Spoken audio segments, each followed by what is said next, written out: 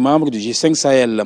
Le sommet ordinaire de Ouagadougou, le 5e du genre depuis la création de l'organisation en 2014, se tient à un moment où la région est confrontée à plusieurs défis sécuritaires et de développement. Sa tenue coïncide également avec la montée en puissance de la force conjointe G5 Sahel. Une occasion pour le chef de l'État nigérien, Mahamadou Issoufou, de faire le bilan d'une année à la tête du G5 Sahel. Je me réjouis de dire que la force conjointe est opérationnelle et a déjà mené plusieurs opérations, notamment au niveau du fuseau centre. Je me réjouis également des accords de coopération signés entre cette force et la force Barkhane d'un côté et la MINUSMA de l'autre. Par contre, je regrette que nous ne soyons pas parvenus encore à placer cette force sous le chapitre 7 de la Charte des Nations Unies, comme je regrette qu'on n'ait pas pu encore mettre en place un mécanisme de financement pérenne de cette force.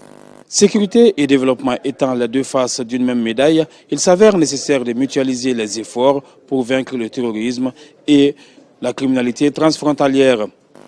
La lutte que nous menons contre le terrorisme et le crime organisé est une lutte pour les droits humains. Voilà pourquoi nous nous efforçons de renforcer les liens entre justice et sécurité. Notre combat pour la paix et la sécurité dans notre espace est inséparable de notre lutte pour le développement. Le terrorisme et le crime organisé sont des symptômes. Nous sommes déterminés à nous attaquer à la maladie dont ils sont le reflet, la pauvreté et les inégalités. À terme, ce non pas les armes, mais l'éradication de celles-ci qui nous permettra de vaincre définitivement le terrorisme. Avec l'explosion démographique qui connaît le pays, notre jeunesse, si nous n'arrivons pas à la nourrir, à l'éduquer, à la former, à la soigner et à lui trouver des emplois, aura tendance à céder de plus en plus aux sirènes du terrorisme. Le président du Faso, Roch Marc Christian Kaboré, a lui salué la ferme détermination de ses pairs à faire du G5 Sahel un outil par excellence pour venir à bout du terrorisme, un instrument de promotion du développement socio-économique.